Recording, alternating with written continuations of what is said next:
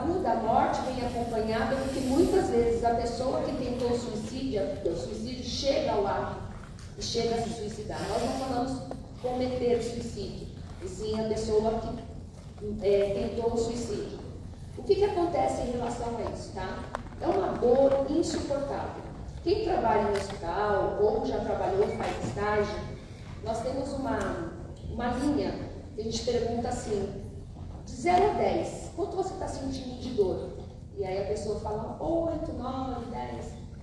Quem tem a ideação e o pensamento de suicídio é imensurável uma dor. Essa dor, ela não se como que eu posso falar? Não tem computação de 0 a 10. É acima de 0 a 10. É 1 milhão. Não tem. A pessoa que tenta o suicídio, ela não quer tirar a vida dela. Ela quer matar a dor que existe dentro dela. O suicídio, Adri, mas o que causa o pensamento de suicídio? Ele é uma questão multifatorial. Ele é muito complexo e envolve a ordem genética. Então, muitas vezes, aquela pessoa que pensa em suicídio já teve uma mãe, um pai, um familiar.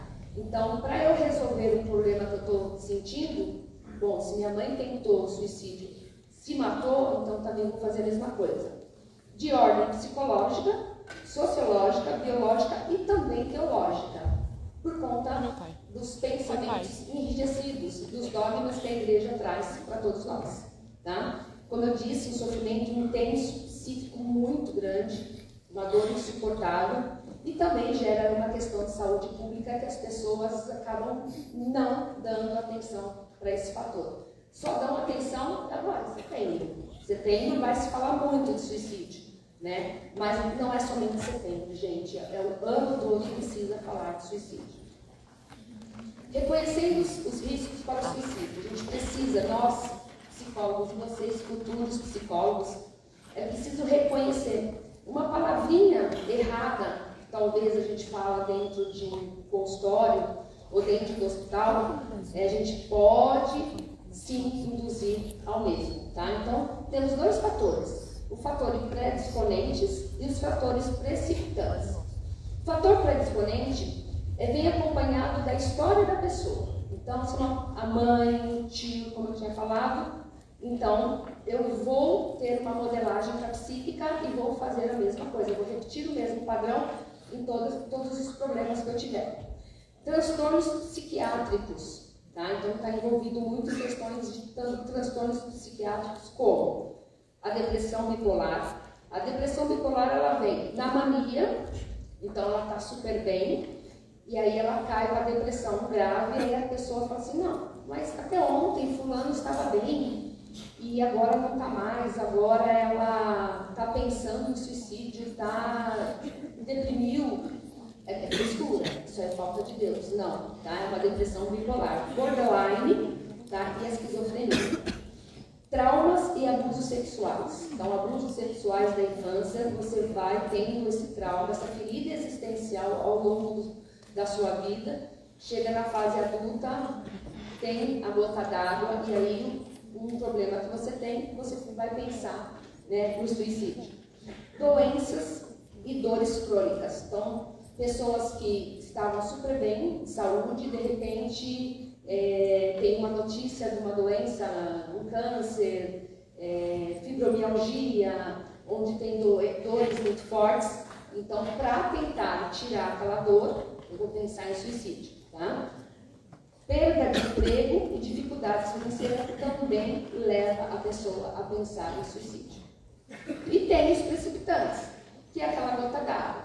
Então eu venho tendo um sofrimento psíquico ao longo da minha existência, e ele chega num determinado tempo, eu sou provedor da casa e aí eu perdi meu emprego. E aí como que eu faço? Eu tenho família para sustentar, eu tenho todas as minhas contas para pagar, não vejo saída, e aí o que eu faço?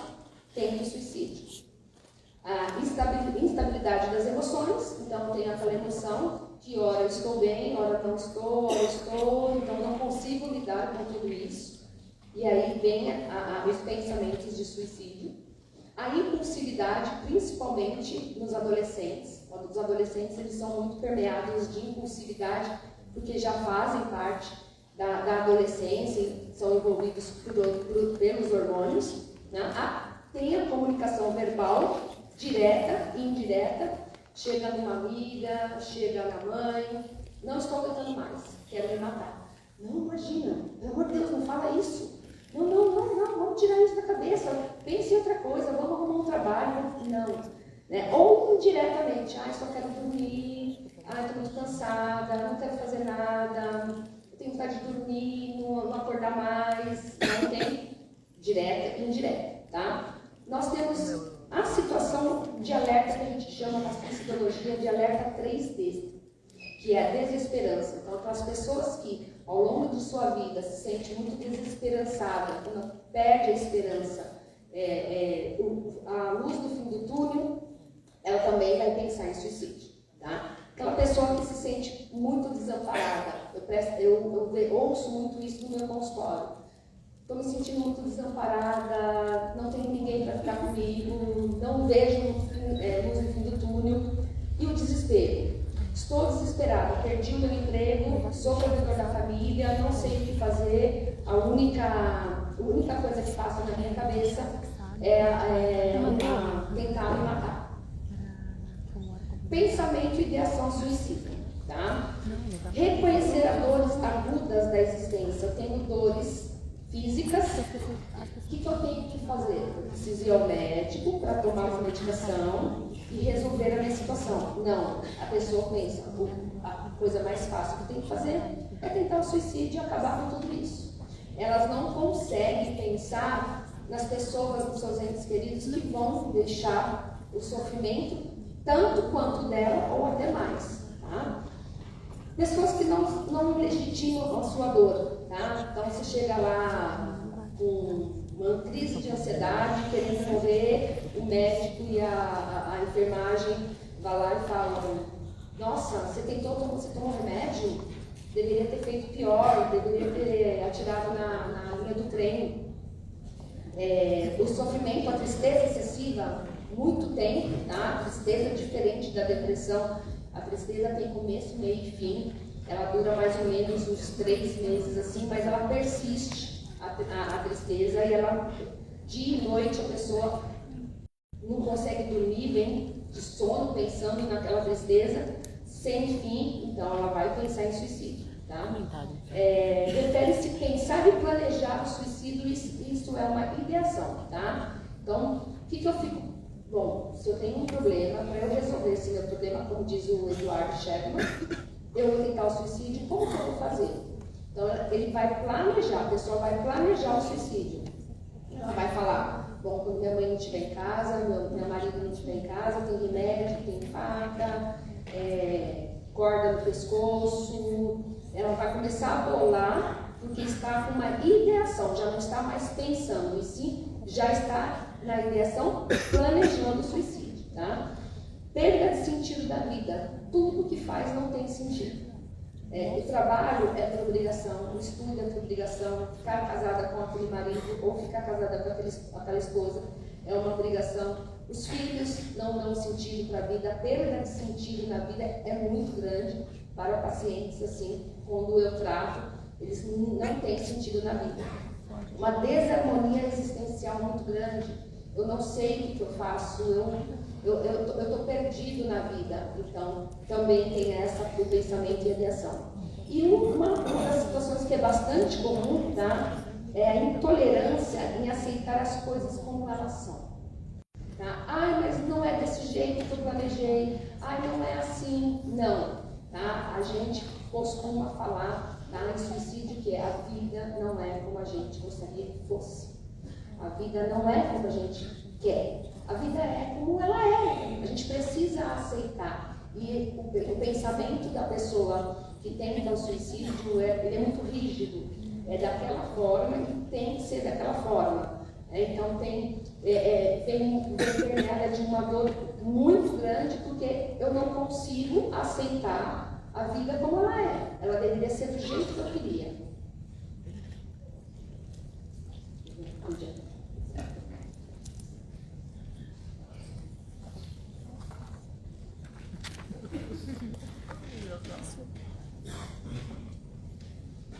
suicidologia, nós observamos sinais de alerta e para quem for para essa área, nós temos a avaliação de risco, tá? Segundo a cartilha da Associação de Psiquiatria, nós temos 3 necessários riscos a serem avaliados, tá? O risco moderado, o risco grave e o risco máximo. Adri, como que são esses 3 riscos? Moderado é quando o paciente está no seu consultório, ele verbaliza ou não a vontade de se matar. Eu quero só ficar deitada, não vejo luz no fim do túnel, minha vida está uma Marilyn, não quero saber mais, eu não tenho vontade eu deixo de fazer as coisas que gosto. Eu costumo muito perguntar para eles assim, o que você fazia antes? Eu fazia balé. Não, por que não faz mais? Não tem mais sentido para mim. E você só quer ficar dormindo agora? Só quero ficar dormindo. Porém, esse risco moderado, eu consigo trabalhar com ele, eu consigo enviar ele, encaminhar ele para o psiquiatra, consigo trabalhar as questões existenciais dele e consigo fazer com que a medicação ainda faz um determinado efeito, que tem de 3 a 6 semanas para fazer efeito. Então, esse é um risco moderado, a gente consegue respirar, porque eu sei que a gente ainda vai ter tempo. Temos o risco grave.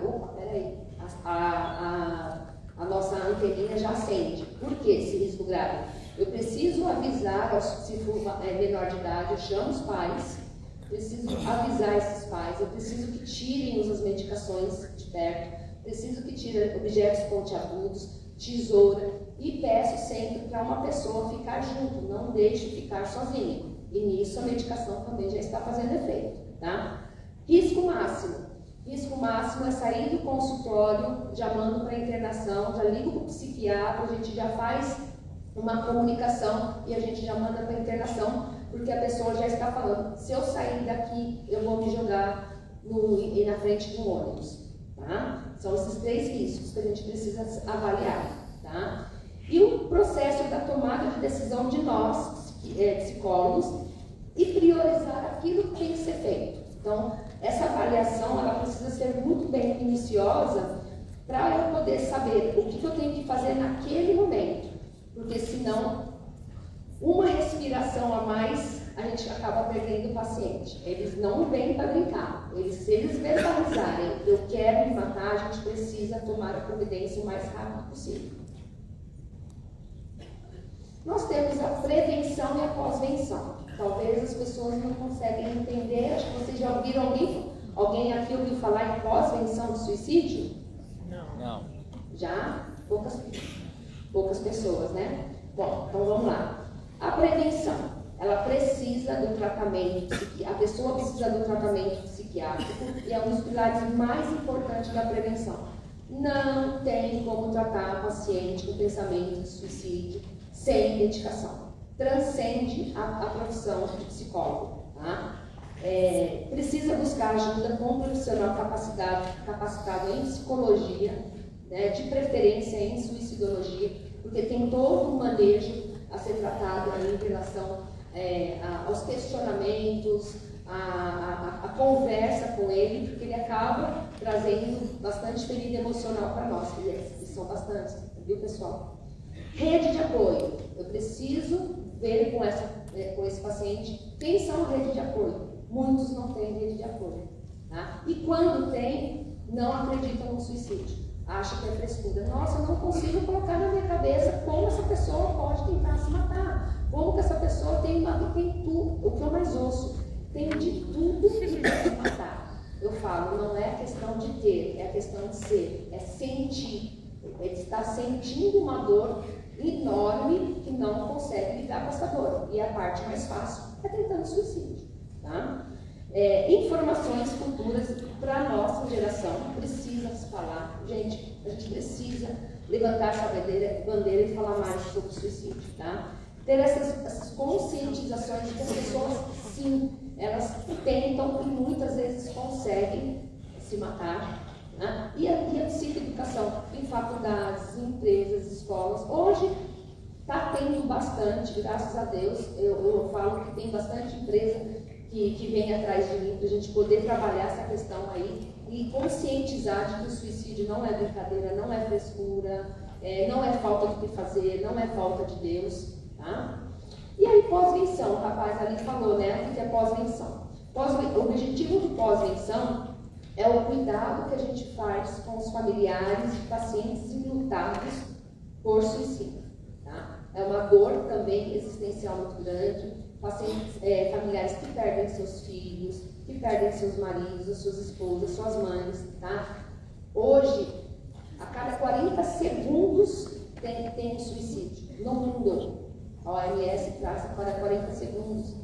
A população que mais tenta o suicídio e que consegue se matar é a adolescência, por conta da impulsividade, a crise existencial que vem nele, a questão também dessa adolescência que vem vindo junto, muitas vezes teve abuso sexual, muitas vezes dos próprios familiares, e não vê uma luz no fim do túnel. Como que eu vou falar para uma mãe que o meu pai me estupou? Como eu vou falar para o meu pai que o meu avô me estupou? Tá? Então, a gente tem que fazer essa investigação, que muitas vezes vem assim e acaba tendo o fator precipitante que eu falei ali, que é a gota d'água acaba explodindo na fase principal, que é a fase de adolescência. Tá?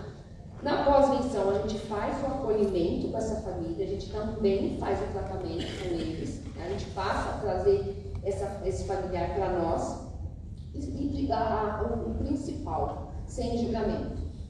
Lógico que nós psicólogos nós não podemos ter esse julgamento, mas enquanto não psicólogos, né, não julgar aquele, olha, meu filho morreu de suicídio, né, evitar o julgamento. A Karina fala de uma frase, eu costumo falar bastante disso nos meus atendimentos, para esses pacientes em sofrimento existencial, se tem vida, tem jeito. Por que a gente fala se tem vida, tem jeito? Porque na mente deles, nada sai fora daquilo que eles querem. Tem que ser daquele jeito. Tem que ser da forma que eu quero fazer. E não é assim que acontece a vida da gente. A vida da gente acontece da forma que ela tem que ser, da forma do jeito que ela tem que ser. Bom, é isso do suicídio. Quero trazer para vocês, além de se tem vida, tem jeito, mostrar para vocês que a cada dia que passa está tendo mais suicídio. Com a pandemia, teve mais, tá? Com a pandemia, nós tivemos muito mais depressão.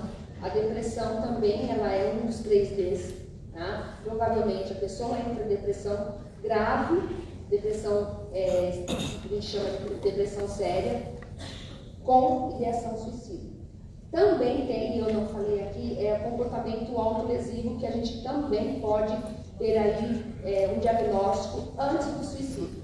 Chega no consultório, pacientes todo cortado, a maioria adolescentes, mas idosos também tem, tá, gente? O idoso se sente muito sozinho e aí eles acabam se sentindo culpados por conta de uma vida que não teve e não tem como mudar, está de frente com a finitude, acaba se cortando e acaba pensando. Então nós também temos aí um público de idosos que também tentam o suicídio e esses adolescentes que acabam aí tendo um maior número de adolescentes. Mas nós temos grupos, tá? Eu faço parte do grupo do LGBTQI+, também tem um sofrimento muito grande, ainda encontra a questão aí de uma sociedade super preconceituosa, e o pessoal do grupo das pessoas negras, né, que a gente fala, também tem, por conta do preconceito, não consegue lidar, ou por conta de uma sociedade preconceituosa, e aí eles pensam em suicídio para tirar essa dor, porque eles têm que enfrentar aí a relação de poder lidar com um país, um mundo tão preconceituoso dessa forma. São pessoas que realmente têm uma dor existencial muito grande. A gente precisa tomar cuidado e acolher esse público que tanto tem esse sofrimento. É isso.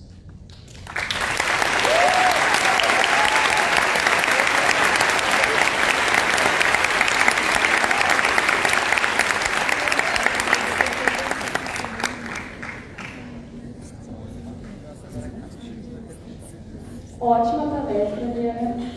Obrigada. Bom, já tem aqui pergunta. O quanto o sistema impacta na tomada de decisão suicida? E quanto a isso, como podemos proceder na clínica? Tá. Eles, aliás, não só desculpa, repete para mim, por favor. O quanto o sistema econômico impacta na tomada de decisão suicida? E quanto a isso, como podemos proceder na clínica? Impacta bastante porque eles não trabalham com isso, né? Eles passam por eles, para vocês terem uma noção, nem na televisão não se fala de suicídio, não se fala de morte. Então, vai passando batido e eles não têm interesse em tentar resolver essa situação. Interesse zero, então não tem.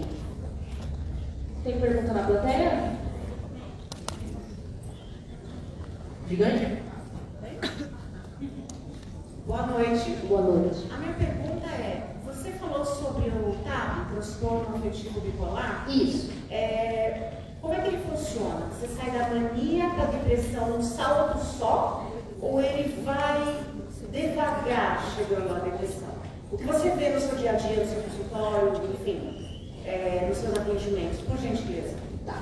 Eu vejo como você falou, tá? É devagar. Fica um tempo em mania, tá? Então tem aquele período em que está tudo ok, está tudo jóia, não tem nenhum pensamento de suicídio, nada, não tem tristeza, vira uma chavinha, começa a deprimir.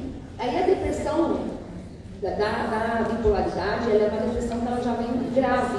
Então ela já vem com o pensamento de suicídio, ela já vem com ideação e muitas vezes já está fazendo o planejamento para poder, como eu vou fazer, né, para poder me matar. E aí é onde, quando eu identifico no consultório, eu já, mesmo se for uma pessoa adulta, eu já chamo o familiar. Também é difícil de trabalhar com um familiar que ele não acredita, tá? A gente tem que fazer todo esse trabalho com ele, e aí ele tá aí, leva direto para... Muitas vezes o bipolar já vem com a medicação, tá? Mas mesmo assim ele já traz o pensamento suicida, e a gente tem que já fazer esse trabalho com ele. Até porque a medicação nem sempre segura esse TAB, né? Nem sempre. Tá? Depende muito da medicação. Tá?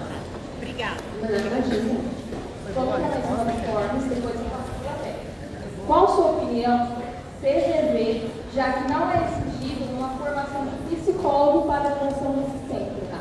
Para se pensar. Mas mesmo assim, quando você liga para o CVV, a intenção é a pessoa colocar para fora toda aquela dor, né? Eu acredito ali no CVV que eles acabam encaminhando o paciente para o psiquiatra ou um psicólogo capacitado. Mas eu acredito que super funciona assim, pode fazer todas as divulgações necessárias, eu mesma divulgo, tá? Então eu acho super bacana. Plateia. Boa noite, eu me chamo Matheus, sou do quarto período. Eu vou tentar fazer duas perguntas bem breves. São as seguintes. Onde você está, Matheus? Tá bom. E são as seguintes. A senhora chegou a falar das questões de populações que são minoria no Brasil.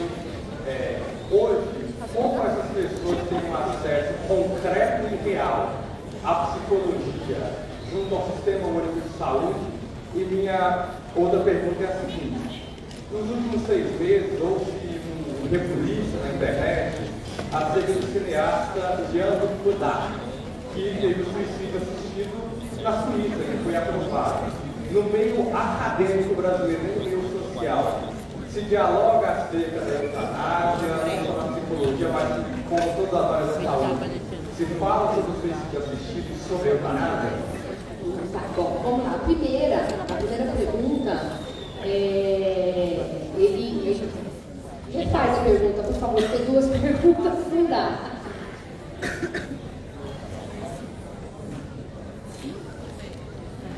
primeira é acerca de como as minorias têm um acesso real e concreto no Sistema Único de Saúde ao bom tratamento psicológico. Tá.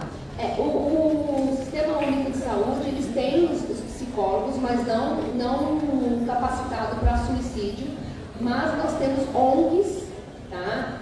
Se tem vida, tem jeito, é uma ONG, tá? Vocês podem procurar aí no Instagram, é uma ONG com profissionais suicidologistas para trabalhar isso aí, mas o Sistema Único de Saúde não dá conta. Até porque é muito velado, né? Se você chega no hospital com tentativa de suicídio com medicação, você vai ser tratado como intoxicação exógena. Então, eles nem passam pela cabeça deles, tá? Em relação... Pode falar, segunda. A segunda é acerca do suicídio assistido, se ganhou uma prova por causa do caso no Jean Moudat, na Suíça. No meio acadêmico brasileiro, se dialoga acerca, se pensa acerca do suicídio assistido ou da eutanásia? Tá. Desde quando eu fazia faculdade de psicologia hospitalar, a gente falava sobre isso, tá? Mas ainda é algo que não se fala no Brasil.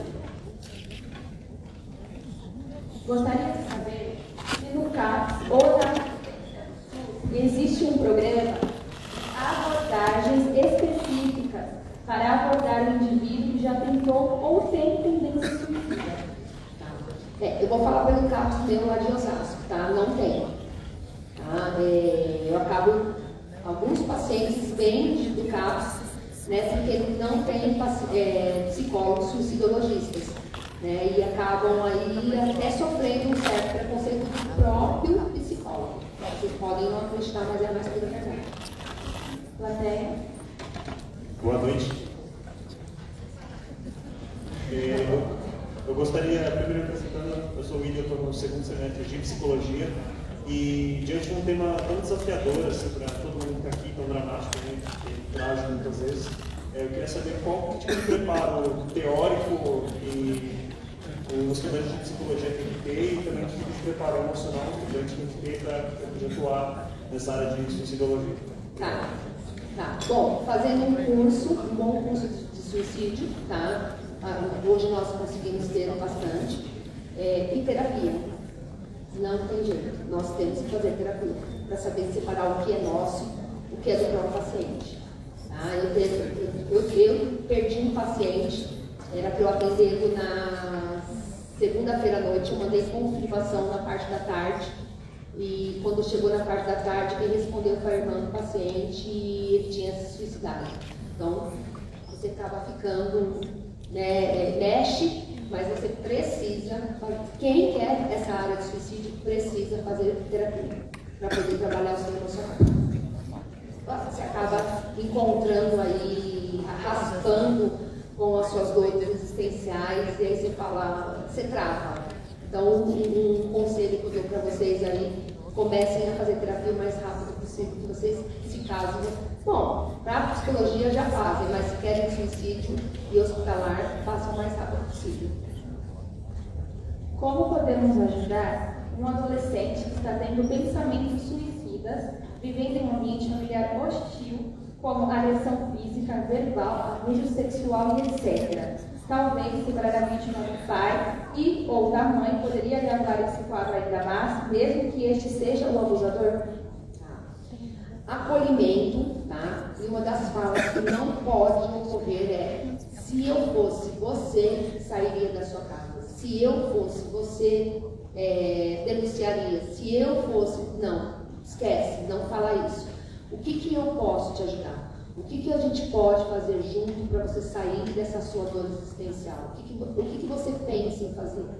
Aí a pessoa vai responder: eu quero morrer. Não, vamos buscar ajuda, eu vou com você, eu estou com você, para a pessoa perceber que ela está sendo acolhida, que ela não existe um julgamento e que a dor existencial dela não é frescura e nem é falta de Deus. Jamais, vamos para uma igreja rezar, vamos fazer isso. Não fale dessa forma. Acolha e não julgue a pessoa. Eu sei como que é difícil. Não, vocês não sabem como é difícil. Leve, busca, vai com a pessoa até o consultório da psicóloga, vai com ele junto na psiquiatria, acompanhe, fica sempre junto, aí vocês conseguem ajudar a pessoa. Oi, boa noite. Estou no quarto semestre, meu nome é Maria. E eu gostaria de saber, no caso do adolescente, quando tem um diagnóstico de câncer, né, que se corta, e aí faz terapia, fica estável, pode, em alguma possibilidade, ter futuramente, depois que cresce, uma questão de suicídio? Tem na história isso de adultizar, de ficar latente? Como é o acompanhamento desses adolescentes? Por exemplo, nunca mais, não está fazendo uma terapia. Pode se Pode ter aquele fator que eu te falei, tá? O fator precipitante, que é a gota d'água, tá? Mas, se tiver um bom acompanhamento com o psiquiatra, uma medicação correta, as medicações muitas vezes não são tão corretas assim, os médicos vão tentando fazer, vamos tomar essa, vamos tomar aquela. Paciente meu, com 2 meses, mantém um pensamento de suicídio, eu troco de psiquiatra. Eu peço para trocar, vamos fazer uma segunda avaliação. Porque a dor é tão difícil, essa dor deles, que precisa minimizar. E a gente não consegue colocar esse paciente para fazer uma caminhada, para retomar a vida como ele tinha antes, para ter uma vida mais social. Nós somos um ser biopsicossocial, né? Então não tem como, ele sai, ele entra numa bolha, e aí essa bolha faz com que ele perde o contato com todo mundo. E aí a medicação precisa fazer efeito, baixar os sintomas para que essa pessoa volte à sociedade e volte com menos dor. E aí a terapia vai ajudando ele a fortalecer psiquicamente para que ele possa enfrentar as dificuldades do dia a dia que na fase adulta vão vir, todos nós adultos temos, né? O adolescente, por mais impulsividade que ele tem, ele acha que o que ele está vivenciando no momento é a dor suprema. Para ele é a dor suprema. É a dor suprema. Só que quando a fase adulta, ele vai passar por outras dores que ele vai precisar aprender a lidar. Que aí é onde entra nós psicólogos. Fortalecer essa psique para que ele consiga lidar lá na frente com a vida. A vida não é boazinha, ela não vai passar a mão na nossa cabeça. Né? E assim, a medicação, você briga com o seu chefe, você briga com o professor, né? A medicação não é para isso, ela vai minimizar aquela dor. Agora, dá para você ter um período sem a dor? Dá para fazer, mas precisa sempre estar em cuidado, precisa sempre estar visitando o psicólogo, fazendo terapia, fazendo exercício, fazendo o que gosta, e entender principalmente se tem vida, tem jeito. Transformar a dor em amor. A gente precisa aprender a transformar a nossa dor em amor.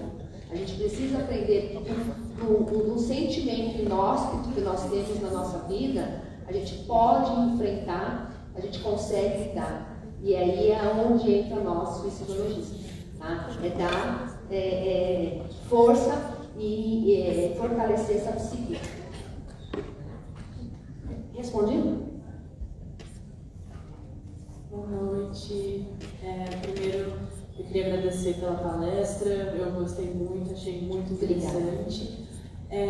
Então, não sei se é exatamente uma dúvida, mas é mais assim um relato, porque no ensino médio eu tinha uma amiga que ela já tinha ideação suicida há um tempo, e ela conversava comigo, a gente tentou fazer ela conversar com a psicóloga do colégio.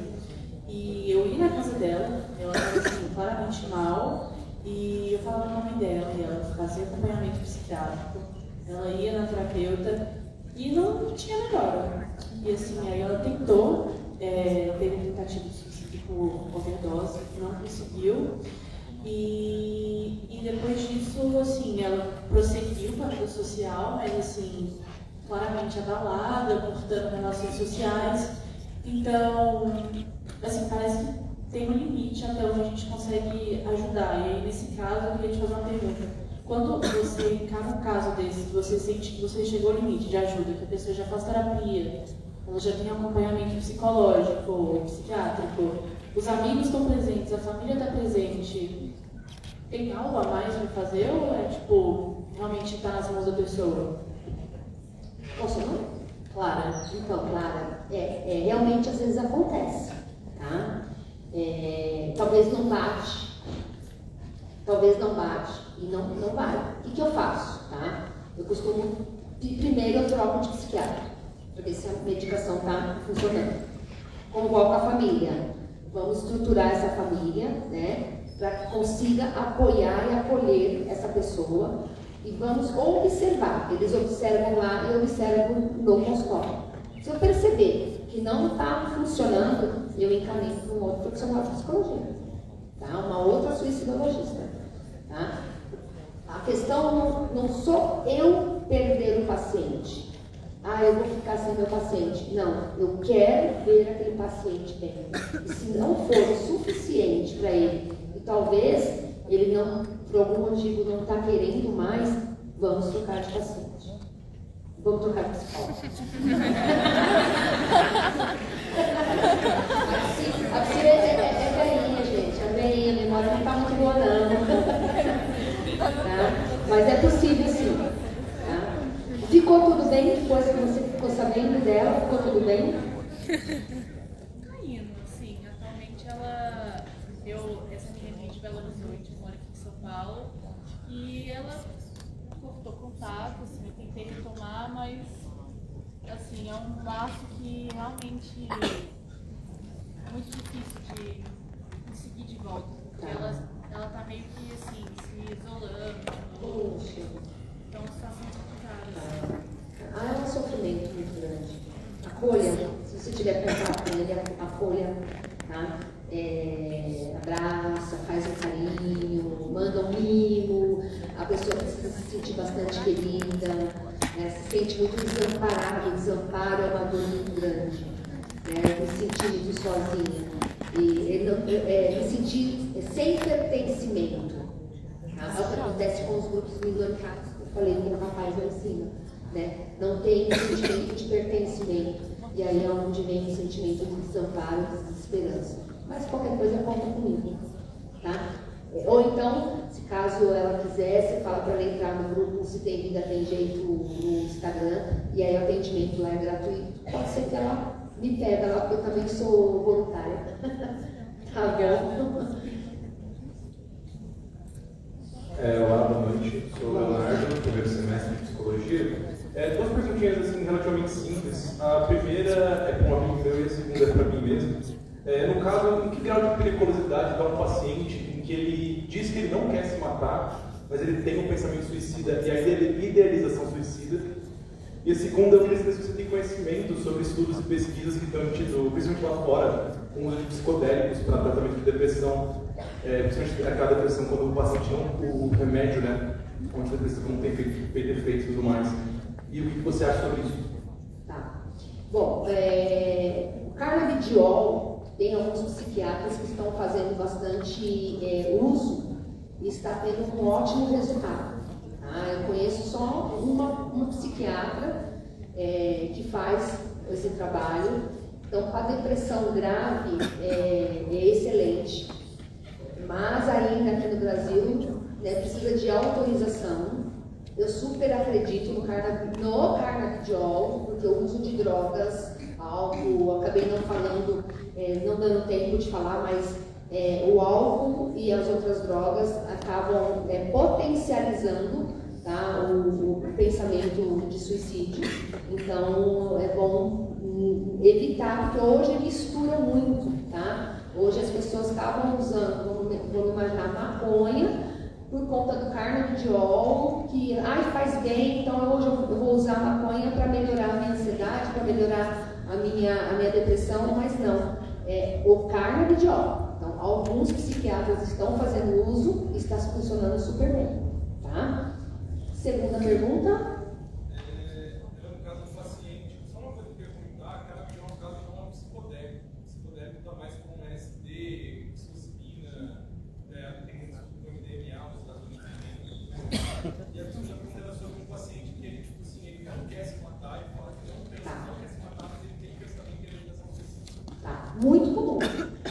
muito comum, tá? Você acaba encontrando, na verdade, assim, você tem que ficar de olho nesse paciente, porque ele sempre vai trazer o que ele não quer, mas durante o atendimento, ele acaba falando, verbalizando indiretamente, como eu falei aqui na palestra, tá? E aí você chama, tá, os familiares, se for, independente da idade que tem, tá? Você acaba chamando e fala, fica de olho, porque ele não verbaliza, mas ele tem a ideação, tá? E encaminha para o psiquiatra, se caso não tenha um psiquiatra, mas se tiver um psiquiatra, eu costumo ligar para o psiquiatra. Tá? Para preparar já para proteger esse paciente para que não aconteça mais lá na frente algo que a gente não gostaria. Tá? Agora do Forms. No caso de internação, dá-se de forma compulsória ou necessita de autorização prévia do paciente ou familiares? Recentemente, houve algo a respeito do direito de morrer envolvido na temática Meu Corpo, Minhas Regras. O que fazer quando o paciente chegar com esse discurso que envolve o direito sobre si mesmo? O paciente, neste nível, ele já não tem condição mais de decidir por si próprio. Ele já perde o juízo crítico. Então, a gente faz essa internação, o psiquiatra avalia, eu encaminho para o psiquiatra, e aí o psiquiatra já encaminha para a internação. Mas olha, eu vou te falar, viu? A internação hoje está muito difícil, muito difícil. Eles mandam embora. Outro dia eu mandei um paciente para a internação, daqui a pouco a mãe me ligou, estava em casa.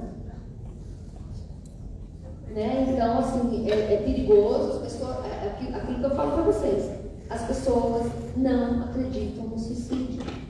Nem os próprios psiquiatras, os médicos, eles não acreditam, eles acham que é frescura, eles acham que, tomou remédio, eu tinha um paciente aqui para tratar, estou deixando de tratar o paciente para tratar você que tentou suicídio, você não tinha mais nada que falar. Então, assim, quando para internação, a maioria vem embora, infelizmente, e teria que ficar, não tinha como. Respondi? Respondi. Agora, uma pergunta da Damares. Boa noite, Ana. Eu quero saber se tem um prazo específico para saber se é possível uma remissão dos sintomas ou aquela pessoa ela precisa estar sempre sendo acompanhada. Por exemplo, essa pessoa quer tentar suicídio, aí vamos supor que um dos sintomas existenciais dela tendam a melhorar, tipo uma dificuldade financeira. Mas aí, se acontecer novamente, a próxima opção dessa pessoa é o suicídio novamente. Pode acontecer, tá? Não é uma regra. A gente acompanha, tá? Muito tempo. Muitas vezes eles param de tomar medicação e continuam com a psicóloga. Aí a gente vai percebendo como que tá. Porque assim, o que acontece? Como eu falei para vocês, que a vida da gente assim, que as coisas vão acontecendo. É nesse período pós-medicação que a gente vai perceber como que esse paciente enfrenta as suas dificuldades. Se começar a novamente ter um pensamento, passa lá atrás, numa fala indireta, volta para a medicação. Tá? Mas é muito pouco, a maioria das vezes é uma medicação por muito tempo e o tratamento também. Tá? É porque é o último estágio da depressão grave, o último estágio da bipolaridade, da esquizofrenia, também por conta das drogas. A gente precisa tirar ele das drogas para depois tratar o suicídio. Então, todo um trabalho que vai envolvendo, e muitas vezes é um tripé, é a psicologia, a psiquiatria e os familiares. E às vezes os familiares acabam dando mais trabalho. Bom, comigo agora. Como lidar enquanto aluno com uma amizade com alguém próximo que demonstra planejamento para querer se suicidar, tendo em vista que o aluno não tem muita ou nenhuma experiência com acolhimento nesse quesito? Aluno, né? O que a gente pode fazer? Vou repetir a mesma frase do outro rapaz ali. Acolher sem julgamento. perguntar, quer falar? Quer dividir comigo? Esquece se fosse você e tentar trazer esse aluno para perto de você e, se possível, comunicar para os pais sem que ele perceba. E pedir para os pais, né, não falarem nada. Porque o que acontece? Como esse paciente, como esse aluno já está com pensamento, é um pulo para a ideação. Eu penso, daqui a pouquinho eu já começo a ter a ideação, eu já começo a planejar aquele suicídio. Tá? Fica pensando, como que eu vou fazer isso? Eu já ouvi muito assim, né? Eu quero me matar que não tenha dor, quero ir sem dor, quero dormir e esquecer. Então, são falas que a gente precisa ficar muito atento, tá? E sem julgamento. Essa pessoa tem que ficar perto dessa pessoa e tentar comunicar uma familiar que essa pessoa possa confiar que não vai falar para aquele aluno.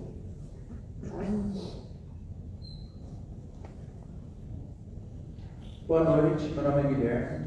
Boa noite, Guilherme. Eu queria fazer uma pergunta sobre a divulgação do suicídio. Como você colocou, é um tabu, as pessoas acreditam que isso incentiva a ter mais suicídio. E aí eu queria saber de onde vem esse pensamento, de onde vem esse tabu e o como, na verdade, deveria ser feito, se deveria ser divulgado, como deveria ser a divulgação disso. Esse tabu, ele vem muito divulgado da parte negativa. Para vocês terem uma ideia, desculpa gente, eu não sei falar inglês, mas vocês mais jovens vão saber. Sabe aquela série da Netflix, Reason, 30 Reason, os 13 porquês? Quando saiu, tá, o suicídio fez subiu. Também na questão da baleia azul foi a mesma coisa, tá? Por conta da modelagem intrapsíquica. Então, se eu vejo um pai que perdeu o emprego e se matou, eu vou fazer a mesma coisa quando eu tirar nota baixa na escola, tá? Essa parte negativa. A parte de divulgação positiva é sempre levar que se tem vida tem jeito, que tem tratamento, que não tem julgamento, essa pessoa pode conversar, manifestar a vontade, quando manifestado a vontade de se matar, né? E a gente tentar buscar uma saída. Se tem vida, tem jeito. A vida não é como a gente gostaria que fosse. Vamos atrás, vamos buscar. Tem tratamento, tem profissional. Tentar divulgar ao máximo. Eu gostaria de divulgar mais nas minhas redes sociais, mas infelizmente eu não tenho tempo. Né? Mas assim, hoje está um pouquinho mais. O Setembro Amarelo, ele está vindo aí, já faz algum tempo, mas eu penso que não é só Setembro Amarelo. Falar de suicídio tinha que ser o ano todo.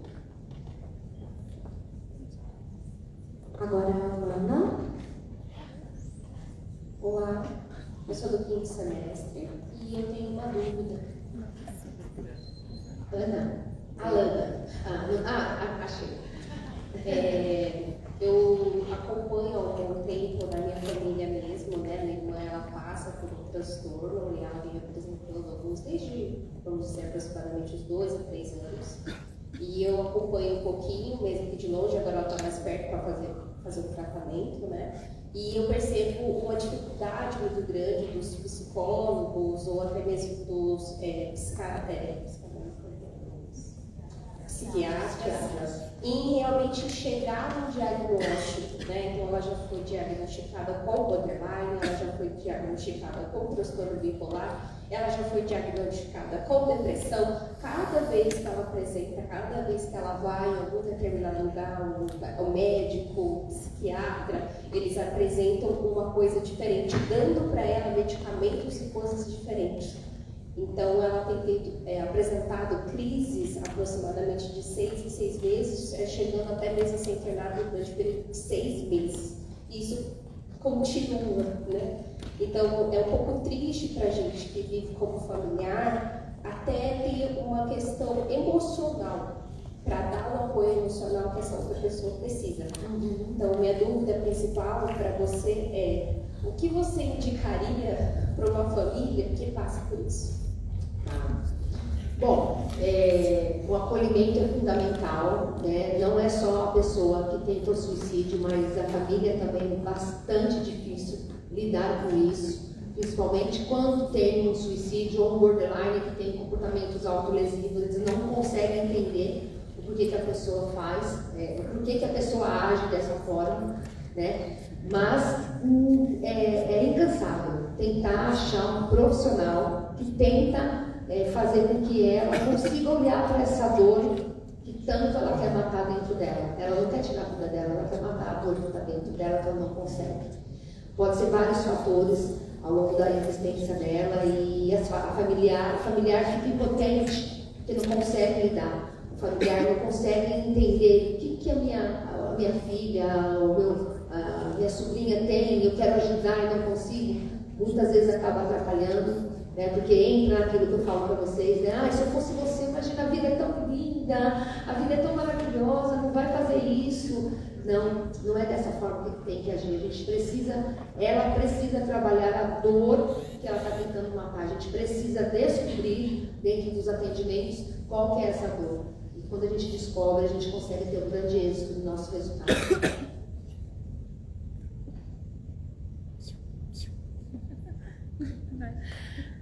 Boa noite, Ana. Parabéns pela palestra. Obrigada. Eu fiquei com uma dúvida. Nós vimos que no seu currículozinho está escrito que você se titulou como suicidóloga, certo? Suicidologista. Suicidologista, perdão, que é complicado. Eu sei. E fiquei em dúvida em relação à sua abordagem, né? A gente ouviu você usando vários termos existencialistas, né? Depois usou para numa das vezes ela falou sobre comportamento e a gente ficou em dúvida, não só sobre a sua abordagem, mas se vocês mantém uma linha ou se depende do profissional? O que é melhor para o paciente nesses casos? Tá. Depende do profissional.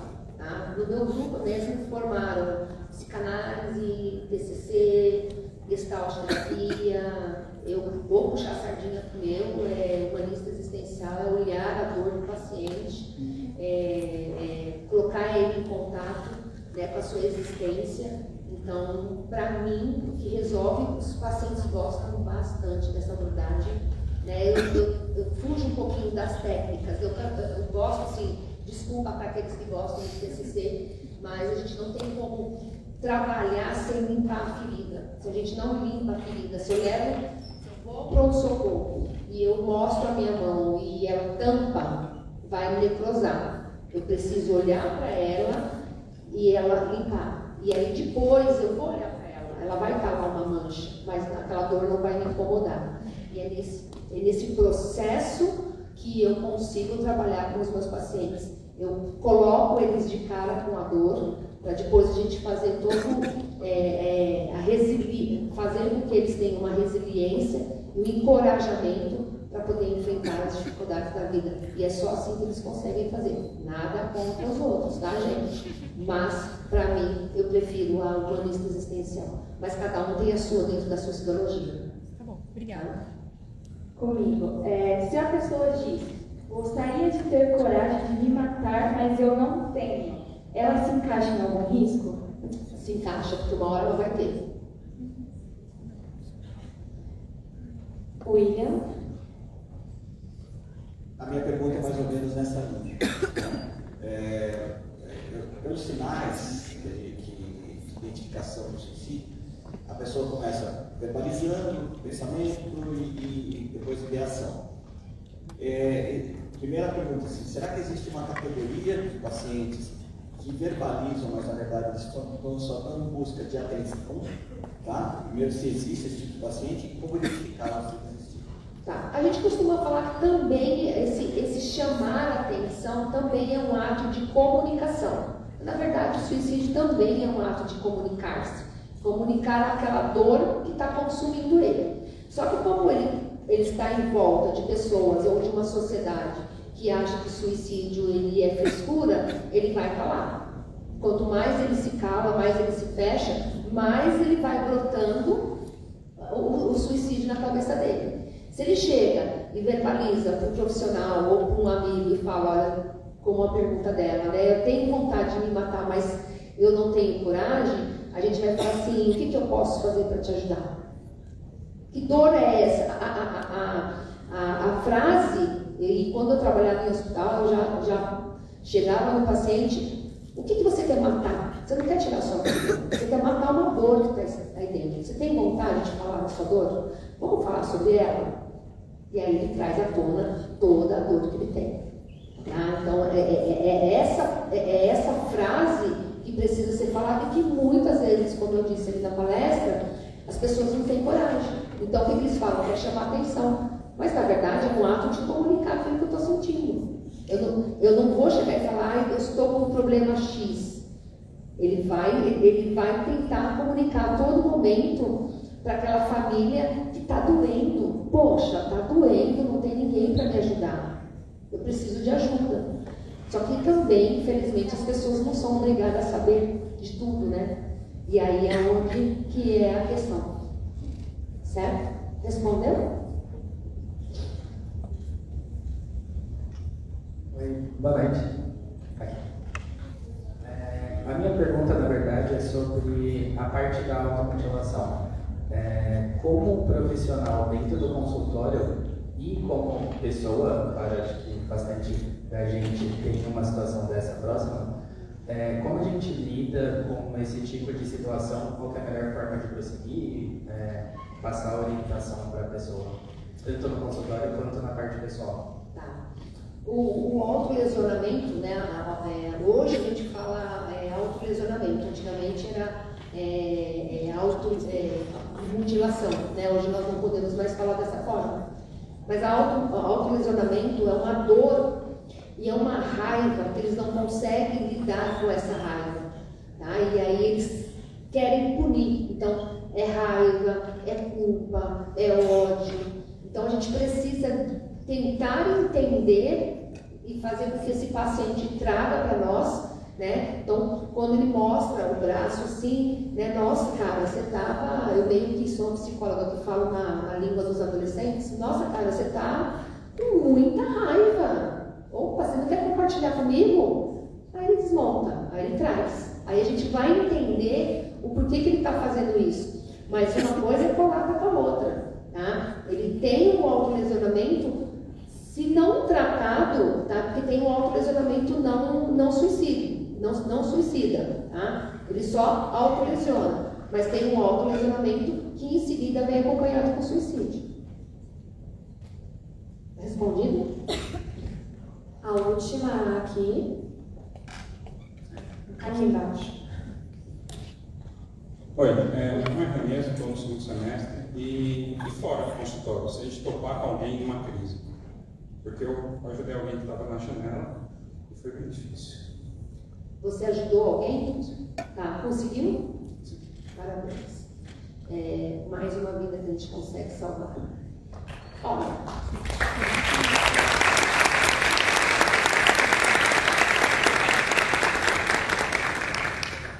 Eu tento, tá?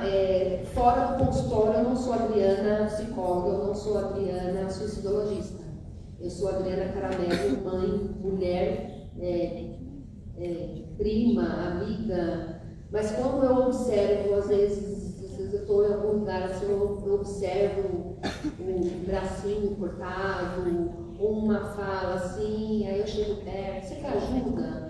Vamos conversar um pouquinho sobre isso. Eu tenho algumas coisas que eu posso te ajudar, eu conheço algumas pessoas. Dificilmente eu falo que sou eu, tá? Porque a pessoa pode se sentir pressionada e muitas vezes ela não quer falar. Então eu deixo, olha, eu estou aqui, eu sou suicidologista, trabalho com suicídio, eu ouvi falar. Então, assim, mas a maioria das vezes eu saio do consultório, nem se lembra que eu sou uma psicóloga para não trazer para mim, porque senão a gente acaba não dormindo. A pessoa está na janela, mas eu nem lembro para ela. Nunca tive assim, tá? Nunca eu estando em algum lugar assim, eu chegava em alguém tentar no consultório, sim, já no hospital, já falei, daqui você não sai, só vai sair daqui, eu chamei um parente. Agora, nunca não aparece. Mas parabéns, mais uma vida que a gente salva. Bom, vamos para o sorteio. Vamos para o sorteio. Só vai pegar o mimo, né? Quem ficou até o final. A gente vai sortear alguns livros que a Adriana trouxe e um cordãozinho de crachá da CPP. São 2 livros.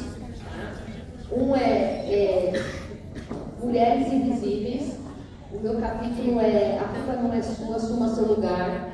Também é um outro tema que também é bastante velado. Hoje estão conseguindo falar um pouco mais disso, mas a gente também precisa ser a voz dessas mulheres que sofrem tanto com seus parceiros, com tanto feminicídio. Então, aqui Mulheres Invisíveis para vocês, tá? E alguns caramelos para vocês possam usar. Então vamos para o primeiro.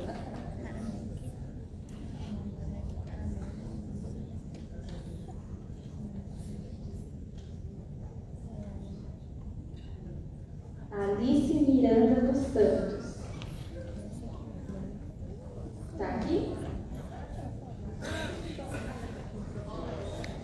O próximo.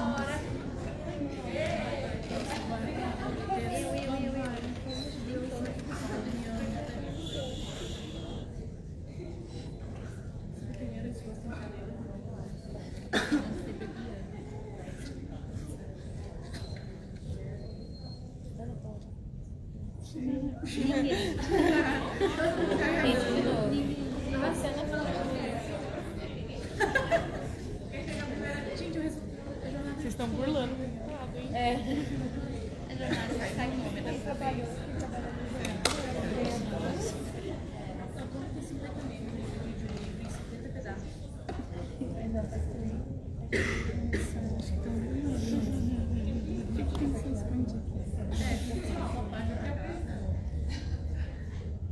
Sabrina Rodrigues da Silva.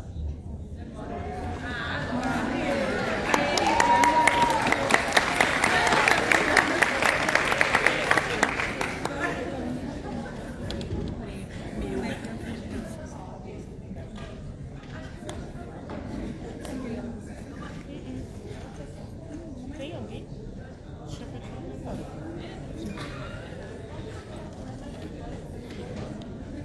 Vamos para o segundo.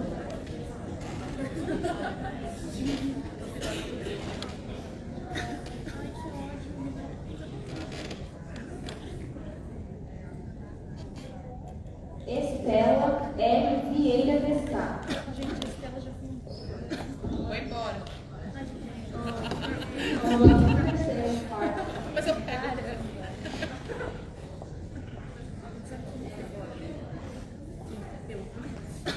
A menina que ganha.